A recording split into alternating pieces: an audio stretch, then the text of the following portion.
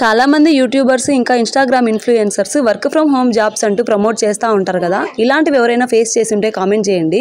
మేము హైదరాబాద్లో ఉండే కొత్తల్లో నాకు మా ఆయనకి ఫైనాన్షియల్గా సపోర్ట్ చేయాలన్నట్టు నేను ఏదైనా జాబ్ చేయాలి అని ఈ ఇన్స్టాగ్రామ్ యూట్యూబ్ ఎప్పుడు చూసేదాన్ని. అప్పుడు బాగా ఖాళీగా ఉండి చూసేటప్పుడు ఎక్కువ కనిపించే వర్క్ ఫ్రమ్ హోమ్ జాబ్స్ అని. వీళ్ళు ఏం జాబ్ ఇస్తారబ్బా అనేసి నేను ఒకసారి వాళ్ళకి మెసేజ్ చేశాను.